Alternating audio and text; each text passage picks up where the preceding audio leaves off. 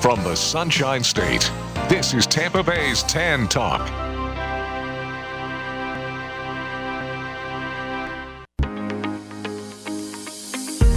It's time for FLALAW, brought to you by the personal injury attorneys of Perinick, Caulfield, Averill, and Noyes. This hour will be informative, along with taking your questions and comments.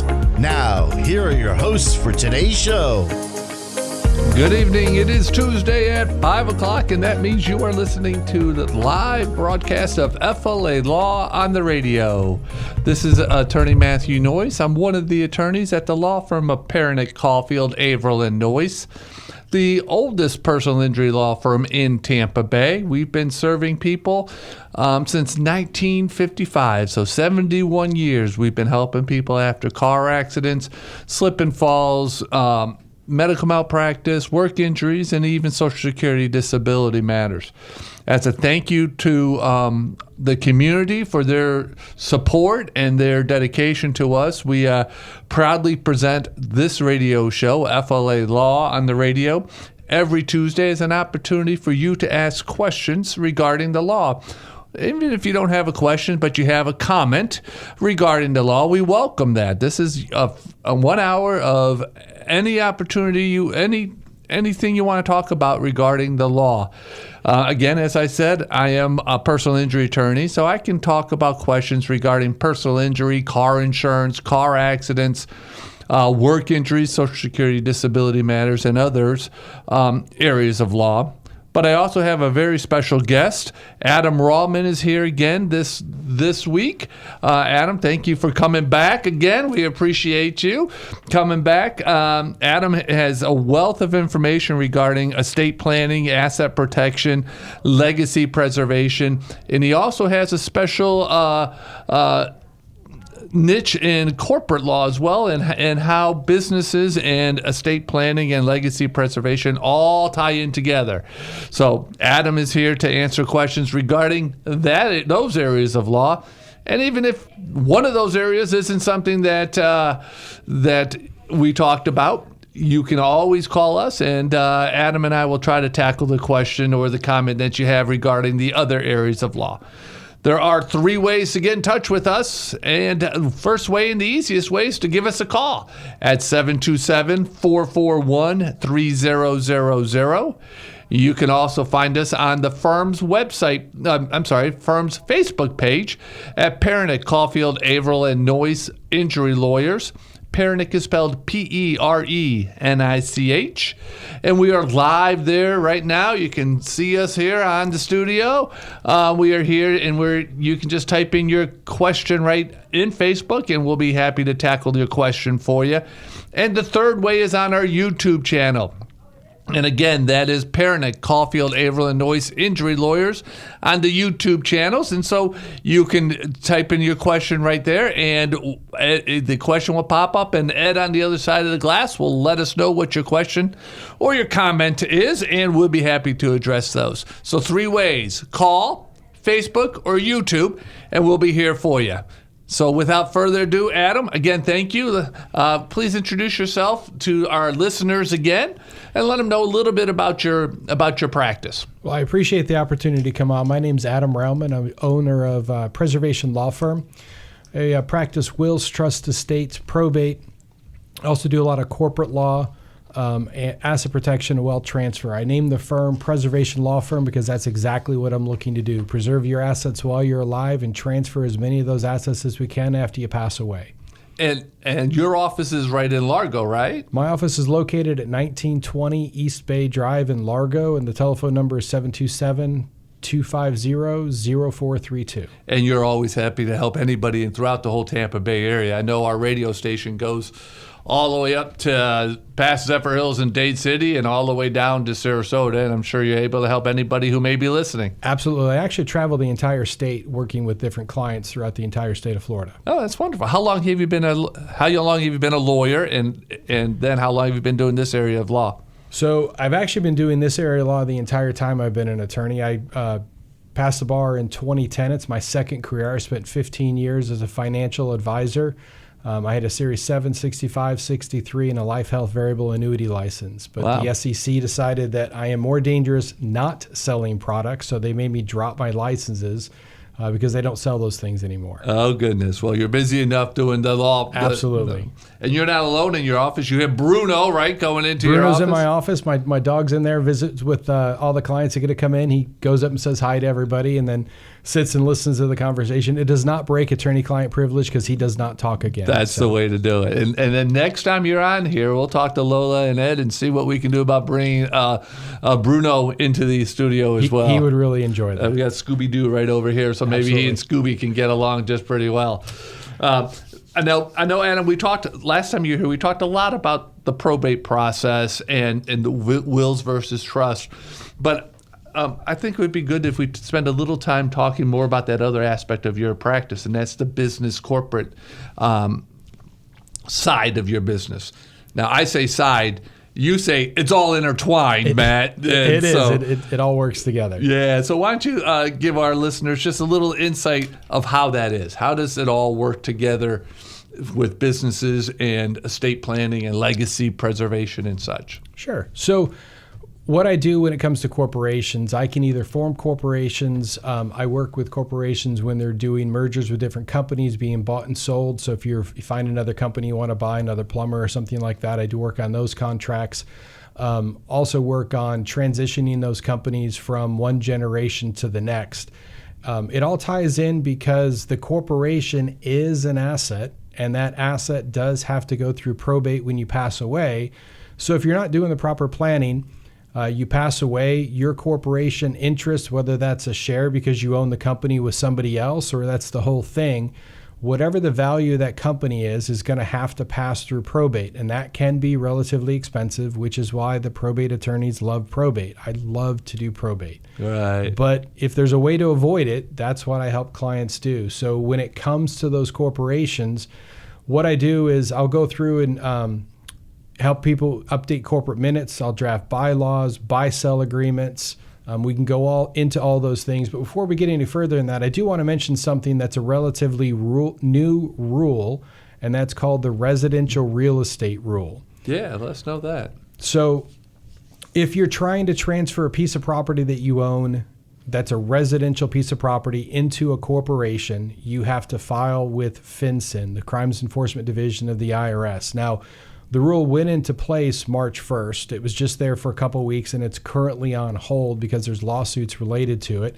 What happens is if you're trying to transfer a piece of real property into an LLC, you have to file all sorts of information with the federal government so that they have the names and addresses, telephone numbers, social security numbers, and a bunch of other personal information related to the owners of that LLC in an attempt to try to stop money laundering. So I don't know if you remember the beneficial ownership information that was there for a very brief period of time, and then that went away because, the Trump had said they didn't want it there. Congress put it into place. Lawsuits happened, and then when Trump got back in office, they got rid of that. Okay. But now we're sitting with it's currently suspended, but that could go away at any given time. So what I do recommend to anybody that owns a piece of real property, whether that's a corporate piece of real property or a residential piece of real property, you don't want to own that corporation in your individual, you don't want to own that real property in your individual name. You want to own it in a corporation for asset protection purposes.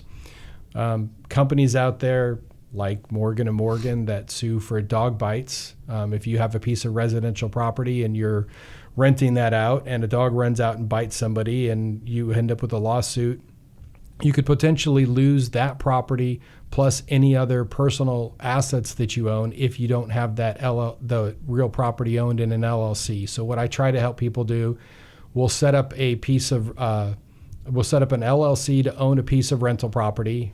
And then that way, if you do get involved in a lawsuit, you're limited to where they can go when the lawsuit happens. They're stuck with whatever that LLC owns. Okay. LLC, limited liability company. Company. All right. And I think that's wise because there's many times an individual may own a second home and rent it out and never think about the risk of having that home in their own individual name. I run across it a lot. People will buy that second home, and maybe you wanted to buy a beach house, but you don't want to have to pay for the beach house. You want somebody else to pay for your beach house. So you buy it, use it as an Airbnb or something like that for a period of time till it's paid off, and then you decide you want to move into the property yourself. Owning that property in your individual name and the liability that goes along with having a third party in that property is just something you don't want to have. So what you want to do is you want to transfer that property into a limited liability company, and then the liability is restricted to whatever that company owns. If there is a lawsuit related to that property, then you may lose that property and you're going to lose the insurance, but they're not going to lose personal assets, where if you kept that property in your individual name, you could lose bank accounts and brokerage accounts and other pieces of property. What you won't lose is you won't lose your life insurance, your retirement accounts, your annuities, or your personal homestead, because those are protected. But the other assets that you own, everything else is could up for grab. Couldn't end up being in jeopardy, yeah. And so if somebody owns, let's say they own 5 rental properties, they would really could have or should have 5 different LLCs, one for each property? Depends on what your risk tolerance is. Everybody's different, but if you want to only jeopardize one piece of property at a time, then yes, 5 LLCs would be the way to go. If you're okay in losing potentially 2 or 3 at the same time, you could put 2 or 3 in the same LLC. You just have to realize what that risk is. What's the benefit of putting 2 or 3 into one LLC as opposed to 5 separate ones? Is there cost? Is it cost? It's not really the cost. The cost of the LLC isn't much. Once the company's set up, you're looking at having to file an annual report with the state of Florida, $138 a year. You need to file, or you need to draft annual minutes, which is a nominal fee if you pay somebody to get that done. Filing taxes, if you throw 3 properties into one LLC, then you just have one tax return. If you have 5 different LLCs, you have 5 different tax returns. But all of those companies should be set up as either partnerships if they're owned with you and your spouse, or you and another person, or a single member entity. Now, there are potential problems with a single member entity, but we can go into those later. The partnership's going to be 100% flow through. So that's just the taxability of it. So just like owning that piece of real property in your individual name and having to pay taxes on whatever you make, it's going to be the exact same thing if you throw that into an LLC and have it taxed as a partnership.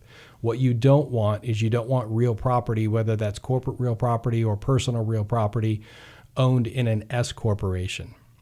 Why is that?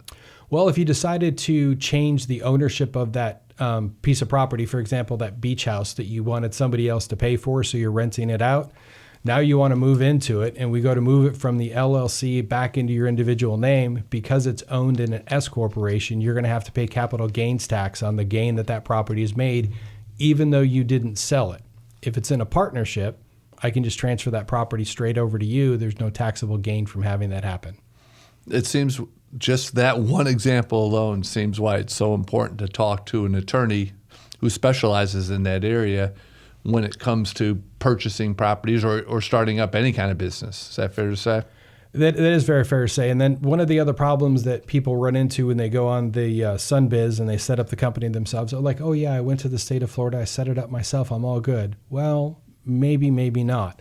The state of Florida just set in a new statute that said your registered agent needs to be available Monday through Friday during normal business hours, 9 a.m. to 5 p.m. for service of process. What that means is if that company gets sued for any reason, the registered agent needs to be there to get it. Well, if you set up yourself as your registered agent, which most people do, and you set that registered agent's address as your home, most people aren't home Monday through Friday, 9 o'clock to 5 o'clock. Therefore, you're in violation of that Florida statute, and you can have fines and penalties for that. So working with myself over at Preservation Law Firm, I let my clients list Preservation Law Firm as the registered agent. What's nice about that is if you get sued, they will sue you. They will serve you at your place of business, but they will also serve you at my office. I'll scan everything in and make sure you get it, and then you typically have to turn that over to your insurance company, and the insurance company takes care of the rest. Yeah, there's many a times that we've had to sue corporations because of an auto accident or a slip and fall. And in just that scenario, we go to try to serve the registered agent who's the gas station's owner, and they're not there during that limited period, during that specified period of time that the statute says they have to be there. You have to try over and over and over. And then you kind of threaten them that they're violating the statute and they better accept service sooner than later. Well, that's why they went ahead in 2026 and they updated that statute. So you need to make sure that your registered agent is available during those business hours, Monday through Friday, so they can accept service if you do get sued for whatever reason. I think that's very important. If you're just tuning in, you are listening to FLA Law on the radio. This is a live legal call-in talk show. My name is Matthew Noyce. I'm one of the partners at the law firm of Pernick, Caulfield, Averill, and Noyce, one of the first personal injury law firms here in Tampa Bay. We've been helping people after car accidents, trip and falls, work injuries, and Social Security disability matters since 1955, so 71 years. And for the past several years, we've been presenting FLA Law on the radio as a community service to you, to be here to answer questions that you have regarding the law. Questions that you may say, gosh, I don't want to have to pay an attorney or don't want to take up an attorney's time to ask one or two questions. That's what this show is all about. So give us a call at 727-441-3000 or jump on our Facebook page at Pernick, Caulfield, Averill, and Noyce Injury Lawyers and type in your question there, or go to our YouTube channel at Pernick, Caulfield, Averill, and Noyce Injury Lawyers as well. And you can type in your question there as well, and we'll be happy to tackle your question, address the comments or concerns that you have regarding the law, whether it's in our areas of law or other areas of law. So this is your opportunity. Take advantage of the opportunity. You got two lawyers here. Adam Rauman has dedicated his time to come and talk about his specialty of law, which is estate planning, corporate law, legacy preservation, and asset protection, whether it's individual asset protection or even corporate or business asset protection. We are here for you for the next about 35 minutes. And so take the opportunity to call now. There has been times when people called tomorrow and said, hey, I wanted to ask Mr. Noyce that question. And Ed would have to say, sorry, you have to wait till next Tuesday. So this is the opportunity to ask the questions now. On that note, we also do later post all these episodes of FLA Law on the radio on our podcast channel. So you can find us on Spotify, Apple Podcasts, and all the other podcast platforms there are. Usually takes about 2 days to get there, but you'll see Adam and you'll see my transcript on or I guess the audio version of this show right there on those podcast platforms. So if you listened to us last week or the week before and say, gosh, I really wanted to follow up on that, just jump on your favorite podcast platform, search FLA Law on the radio, and we will be there, and you can listen to it and then call us or call our guests because all their information is right there as well. And we were talking of preservation and how important it is that corporations also take steps to preserve their legacy. What situations have you seen when they don't? Well, so one of the more common things that happens is people will go have a trust or will drafted. They won't do anything with regard to the corporation at all. And then the individual passes away. They go see the attorney. The joint assets pass okay. The other assets that have beneficiary designations pass. And then they don't realize they're going to end up having to do probate on that corporation. And if you've got a corporation worth $1 million, that's going to be 3% of that. So $30,000 on a probate fee. If it starts going up from there, those fees just continue to get higher. So it can be relatively expensive to put your corporation through probate.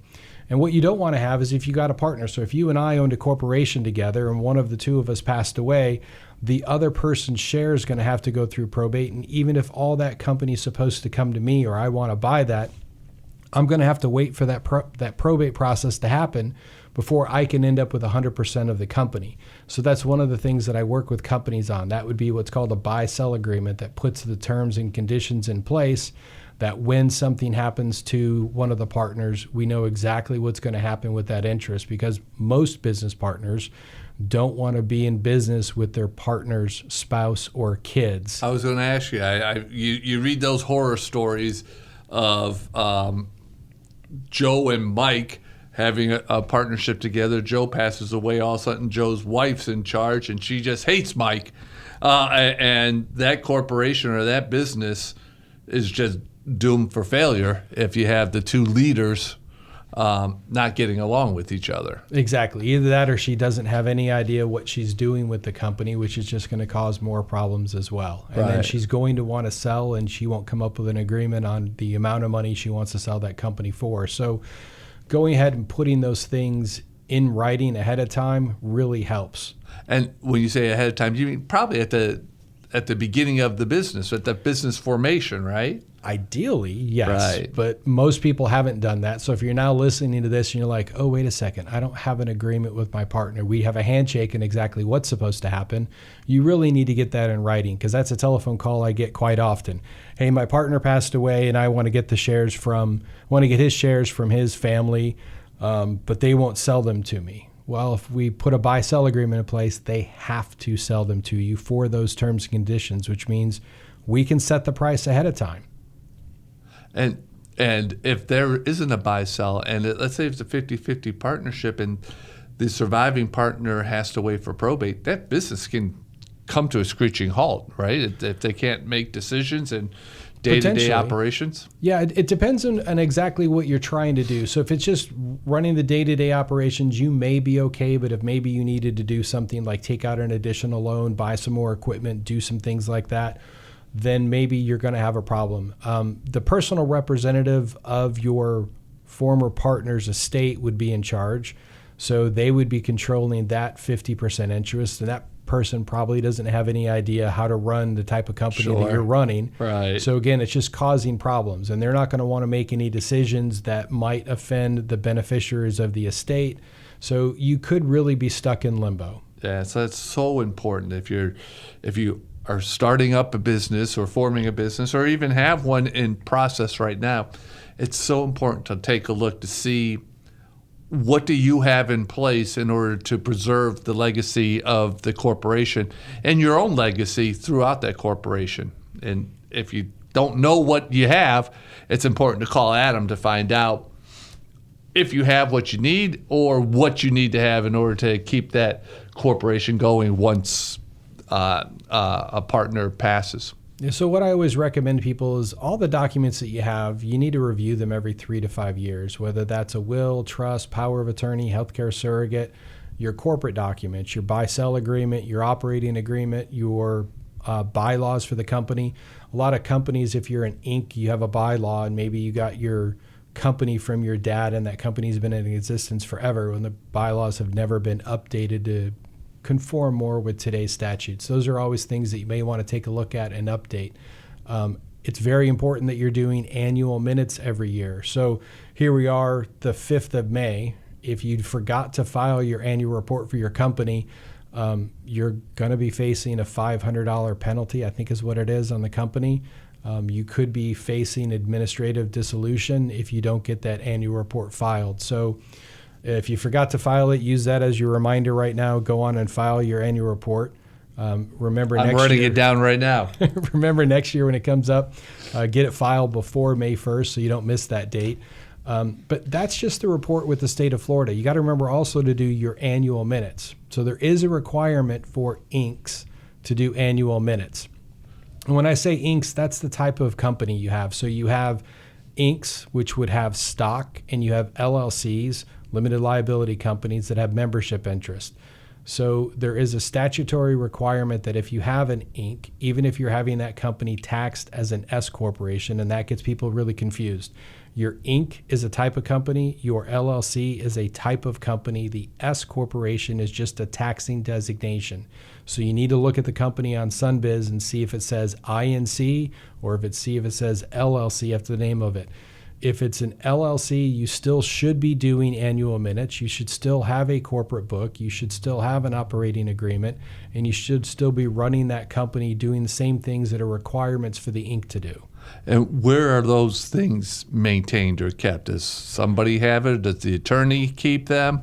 Sometimes attorneys keep them. Sometimes your CPA will keep them. But you really should have them in your office. The only person that needs those documents is you. Okay. You go to take out a new loan for the company, they may ask to see the operating agreement. They may need to see the minutes authorizing it's you important to go to have ahead and all get that. that loan. Exactly. That's good. Good. We talked about people jumping on Sunbiz and opening up their corporation themselves and stuff. And that kind of leads me to those do-it-yourself legal forms, or nowadays we talked about before the show started about AI and such. Have you seen problems with the do-it-yourself reports or the AI infusion into whether it's estate planning or whether it's business formation?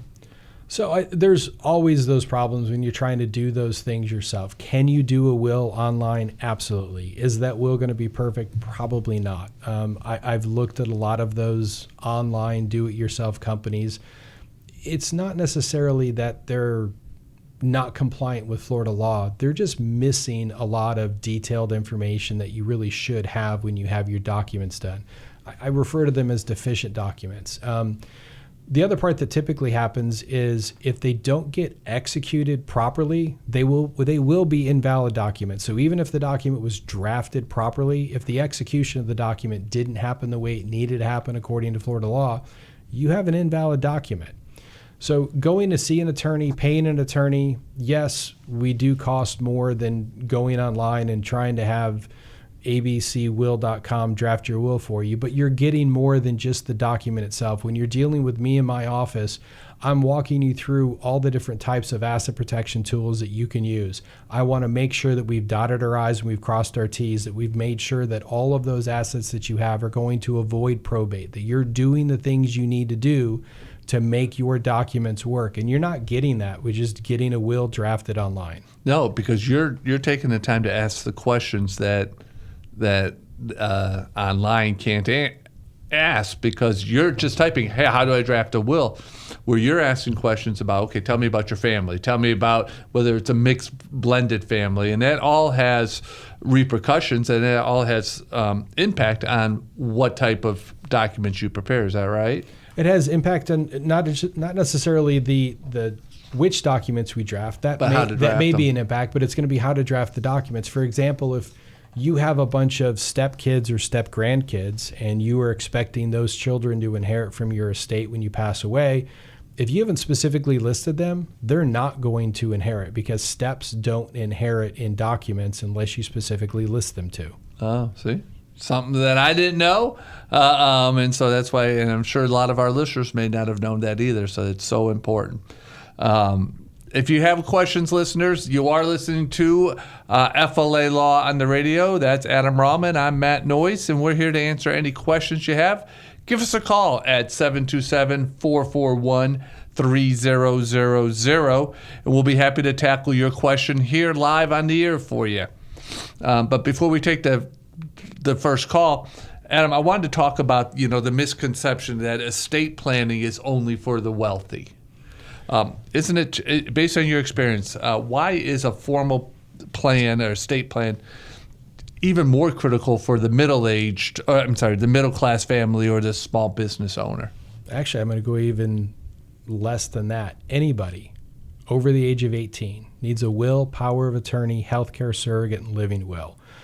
The more important documents of those are the power of attorney, the healthcare surrogate, and the living will. The power of attorney allows somebody to act legally and financially for you.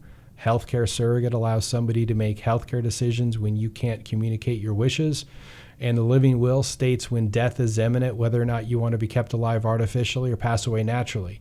So you have a child that's 18 years old and you're paying $60,000 a year to put him in school.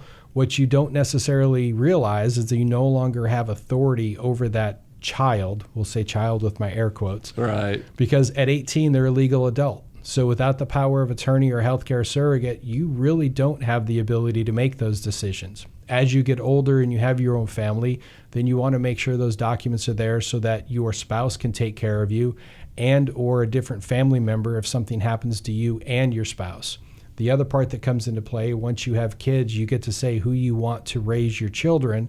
So your crazy Aunt Susan isn't the only one stepping up saying that she wants to raise the kids. And that's through the will. I mean, the will allows you to name the guardian. The guardian's going to be named in the will. And then Okay. we also draft another document called a pre-need guardian that gets filed with the county, so that if something does happen, it's already on file in your will and on that form. Very good, very good.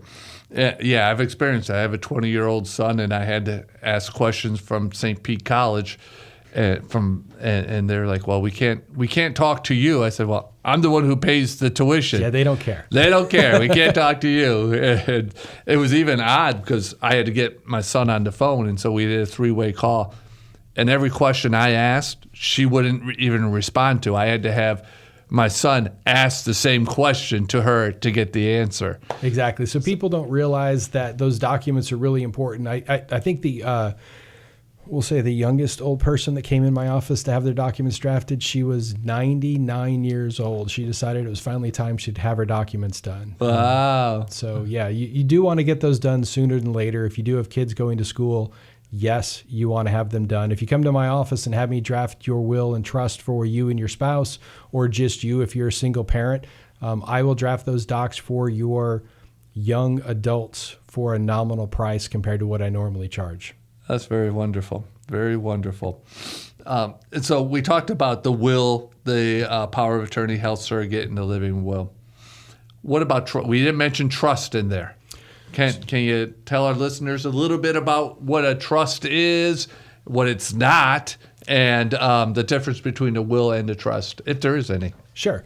The trust comes into play typically when you have assets. So most 18-year-olds don't really have a whole lot of assets. As soon as you have a house, I definitely recommend getting a trust. A trust is the only way to avoid probate. So your will and very similar documents, they're going to do the same thing. They're going to distribute your assets when you pass away. They just do it differently. The will is a public document and has to go through probate. It also immediately hands out the assets. Your trust is a private document, does not go through probate, and allows you to put strings on your assets. So for example, you want to give money to your kids at ages 25, 30, and 35. Those are the strings that we can put in place that aren't there in a will. If you pass away with a will and you have minor children and you have assets going to those children where it's $15,000 or more per child, you could end up with a guardianship as well. So having a trust drafted will avoid that guardianship situation. Again, young adults that really don't have any assets, will's probably going to be fine. Anybody else really wants to seriously look at a trust. But what a trust is not a trust is not a way to avoid your creditor. So I get telephone calls and says, hey, I might get sued. I want to put my assets in my trust for creditor protection. That's just not how a trust works. The trust that I'm referring to is a revocable trust. There is an irrevocable trust, but the vast majority of people are going to have a revocable trust, and a revocable trust will not have any asset protection in it at all. Now, I must admit, I may have told you this last time you were on, but I had a client, and because I listened to you on FLA Law on the radio, I knew the answer. But she was injured while riding on another person's golf cart in downtown Dunedin. And she was represented by one of those billboard attorneys before she came to me. And she said, well, I was told that I don't have a case because all his assets are tied up in trust. And so listening to you, I knew that they couldn't hide assets in a trust. And so we were able to help her out and get her the justice that she deserved because of the negligence of that golf cart driver. And I do want to clarify one little thing. So you and your trust are one and the same. So you and your spouse have what's called tenants by the entireties. That is an asset protection that you would have available if you own those assets in your in your joint name. So you and your wife, tenants by the entireties. If I sued just you, I couldn't get the assets that are owned tenants by the entireties with you and your spouse. There is an argument to be made that a joint trust may have that, but the trust is technically an entity of itself, and there are a lot of arguments to be made saying, hey, it's a joint trust. I should be able to get in the joint trust to get individual debts paid off because the trust has language that says upon my death, those debts are supposed to get paid off. So we can make an argument while you're living that that same thing should happen. That makes sense.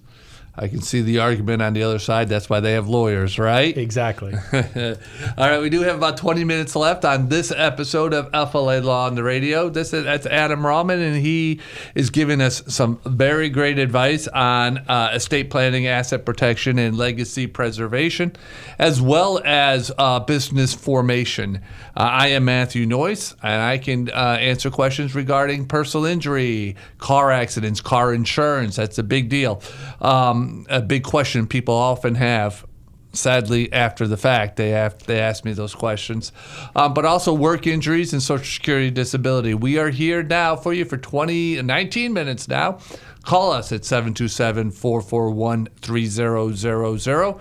We'll be happy to tackle the questions that you have regarding any of those areas of law, and really any areas of law that we'd be happy to talk about.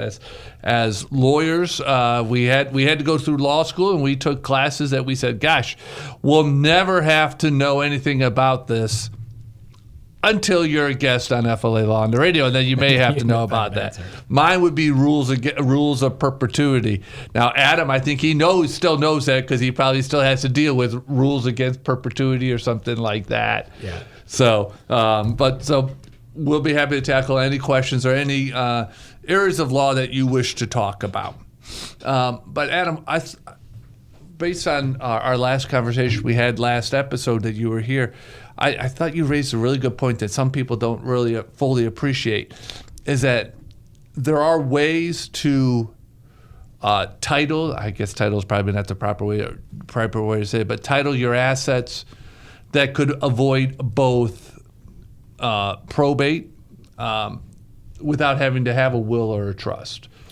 I've heard situations where people name their beneficiary in their life insurance to the estate of Matt Noyce. So that's a horrible thing. That is a horrible thing. So beneficiary designations can work. Now, you get beneficiary designations on life insurance, retirement accounts, and annuities, because they have a form that you fill out that says my primary beneficiary is X, my contingent beneficiary is Y. So on that beneficiary form, you can do that. Naming people is potentially problematic. So you name your beneficiary to be your oldest son, and you and your oldest son pass away at the same time. Well, we're potentially back to having to put the assets through probate. Okay. If you actually check the proper box on that form for what's called per stirpes, which is essentially going to follow with bloodlines, it's going to go from your son to your son's children, your grandchildren. If those grandchildren are minors, and that's $15,000 or more per grandchild, you're in a guardianship situation where we still have to go to court, and it's still going to be expensive. The only real way to avoid that is to name the trust as the beneficiaries. There's always pros and cons, but taking a look at what those options are, if you name the trust to be the beneficiary, then the asset's going to avoid probate. On non-beneficiary types of accounts, bank accounts and brokerage accounts, you can do what are called pay on death or transfer on death. Same thing. One bank will call it pay on death. The next bank will call it transfer on death. But what that allows you to do is to designate your trust to be the beneficiary of the asset. Now, why are we doing that? Again, we're trying to avoid probate. If the trust doesn't have any asset protection while you're alive, there's not necessarily a reason to put the assets in trust today, but we can designate the trust to get the assets when you pass away, so we are avoiding probate and getting all the things done that you want to do. And it's just not time. It's also, it's not just cost, it's also time. I mean, if it goes through the trust, then you don't have to wait the process of probate in order to touch those funds in the bank account, let's say. So straight beneficiary designations, you go straight to that institution, you get the money yourself. So your mom named you as the beneficiary on the account, you fill out the information they want, they give you the money. That worked great, so long as you're there to get the asset. If you're not there to get the asset, then we are back to doing probate. If you designate your estate, that is directly going to probate. Probate process can take anywhere between, if we're doing what's called summary administration, 3 months maybe, to formal administration, 12 months or longer. And it can be relatively expensive. Right.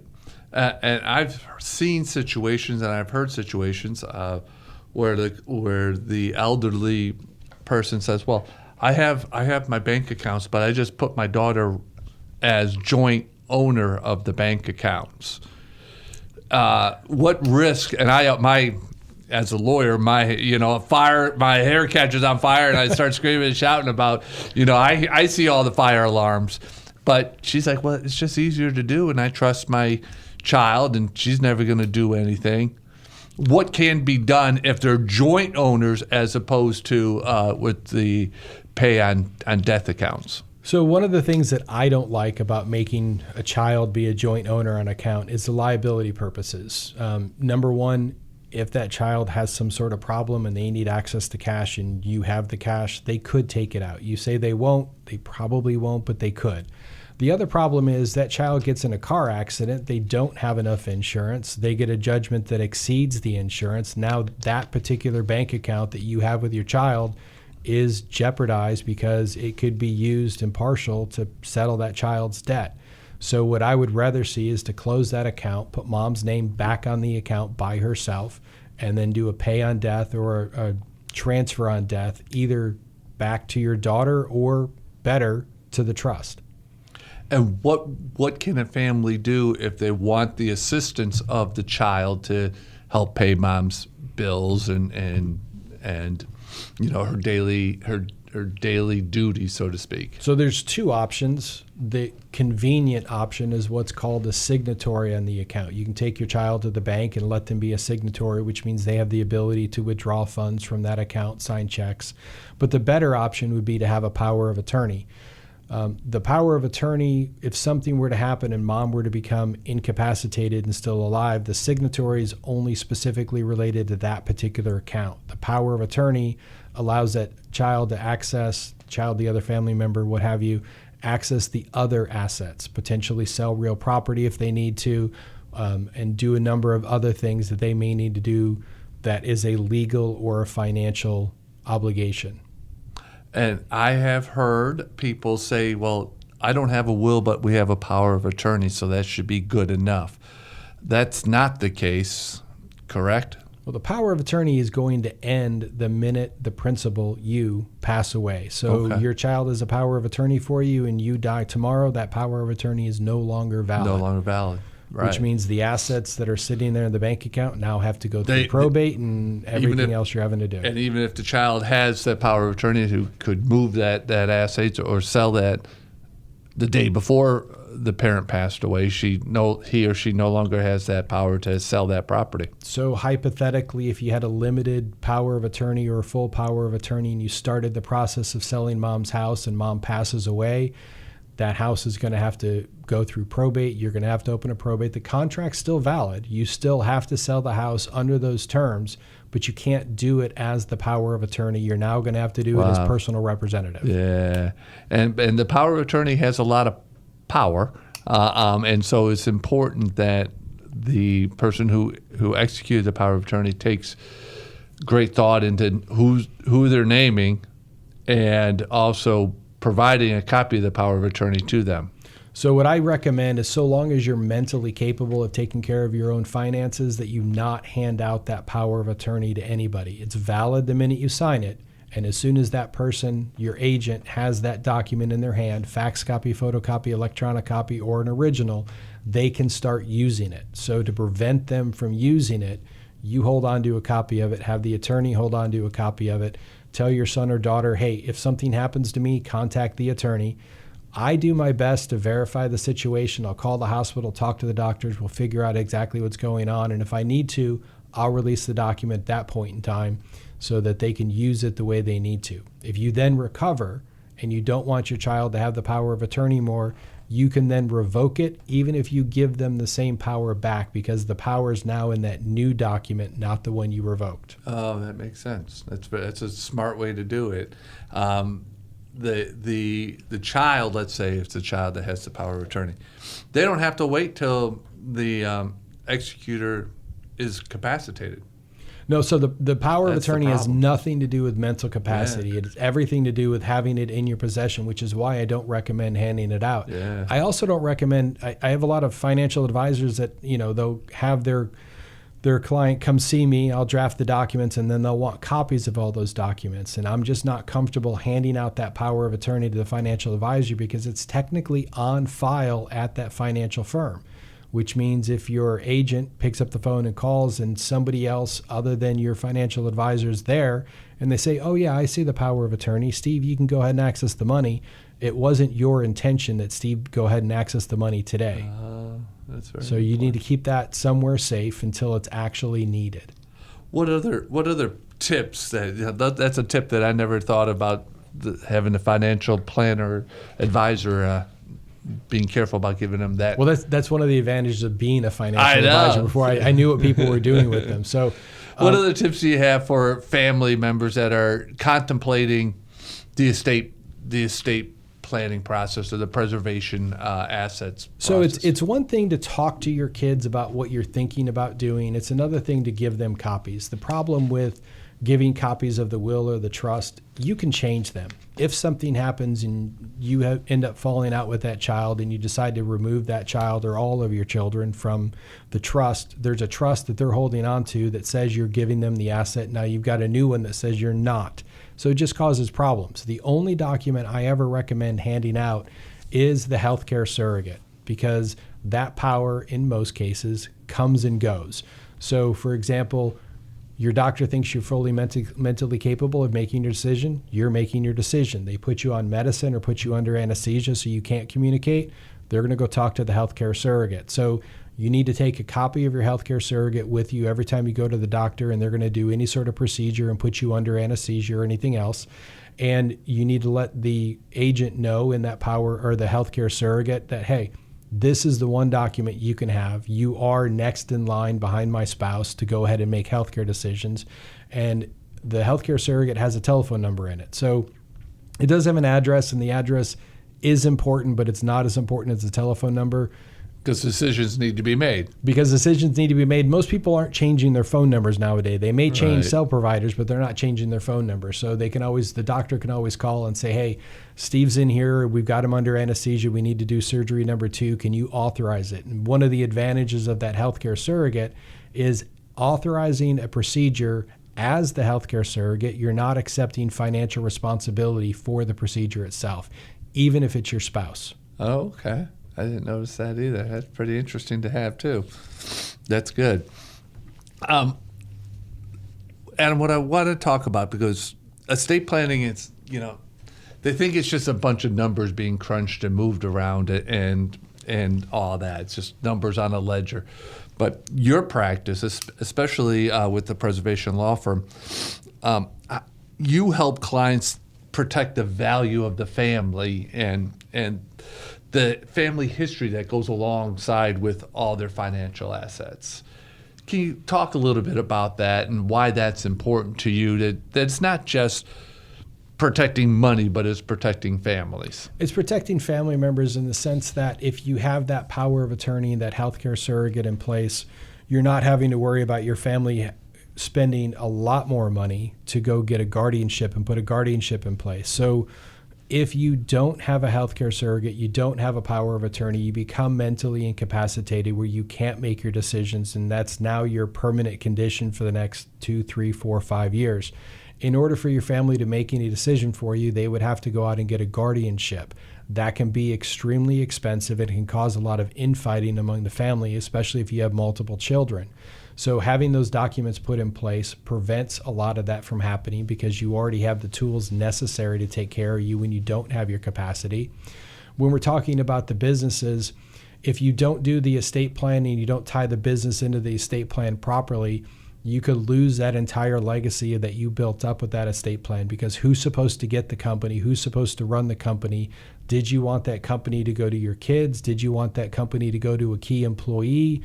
How did you want that company handled when you passed away? So we take care of going through all of those steps and making sure that you're getting exactly what you want. Then we make sure you put the other pieces in place that we can't take care of ourselves, so that you can preserve that family legacy, that family business, and transfer those assets the way you want it done without having the family fight. And I think that's so important because, when there's a death in the family, emotions are high already. And if they have to deal with uncertainties or unfinished business, so to speak, you do run the risk of family members fighting with each other, and no, Dad wanted it this way, no, Dad wanted it that way, and if Dad didn't put it down, all there's that a problem. then just leads up, and then the courts have to get involved. The courts get involved. The probate litigation happens quite often. It's unfortunate to see. It can happen if you have your estate planning documents in place. Just because the documents are there doesn't stop people from potentially causing problems. It just makes what your wishes were a whole lot more clear, and typically brings those disputes to an end sooner rather than later because you've got the proper documents in place. I do want to say one thing, because I remember from way back, our firm used to have a FLALAW TV show as well. And so I've never forgotten this one statement that a probate attorney told me, or an estate planning attorney told me. And there are ways to protect your pet upon your death. Is that correct? There are. So we can put pet provisions in. And typically, you've heard those stories where some star left $1 million to their dog. Well, in Florida, you can't leave your pet money, but you can leave. I want you to clarify that, because that is the story that you hear. Exactly. What you can do is you can leave somebody, Bob, money to take care of your pet, and you can put stipulations on it where Bob doesn't take the pet, Bob doesn't get the money. And you can make the payments go out to Bob on a monthly basis as opposed to giving him a lump sum. So you can put strings on taking care of your pet. If you take all the animals, you get X amount of dollars, and that X amount of dollars can be given all in lump sum or can be given out over a period of time. And it's typically money that you're giving them because vet bills get expensive. So you're paying for vet bills, you're paying for the food, you're paying for the care of that pet without having to worry about what's going to happen to the pet when you pass away, having that pet end up in a shelter when that was not the intention. But you can only do that through a trust. You can't do that through a will. Is that right? You can do it in a will, but it is going to hand the money out 100% right away. So if you say $10,000 to Susie, if Susie takes care of my puppy Skippy, then Susie will get the $10,000 if she takes Skippy. But you're just going to hand out the money right away, and you're going to have to go through probate and pay that probate fee. Yes. And we're about to wrap up. I do want to give you an opportunity to tell our listeners once again how they can reach you when you're not here on FLALAW on the radio to share your wealth of information that you have in all these areas of law. So I can be reached at 727-250-0432. 727-250-0432, or you can reach me at preservationlawfirm.com.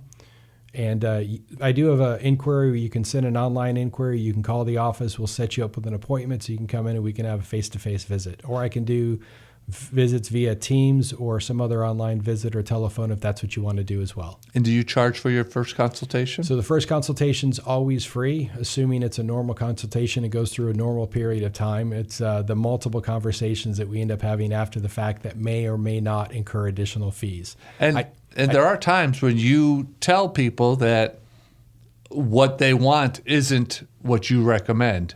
And sometimes you talk yourself out of a business, out of a job, don't you? Exactly. All attorneys have the ability to turn down anything they want, but if it's something that I just don't see the relationship going to work out, then I'll go ahead and tell you that I don't think we should be working together, and you can go a different way to get those things done.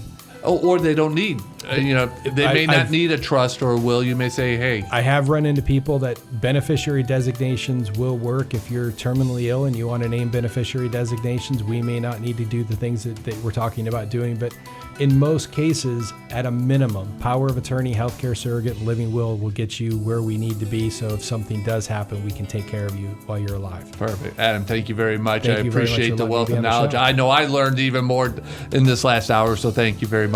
Thank you. That does wrap up FLALAW on the radio for this week. I encourage you and I welcome you to join me again next week at 5 o'clock on Tuesday, and we will have another special guest to share on the law. But in the meantime, drive safely and watch out for those who don't. Take care. WTAN.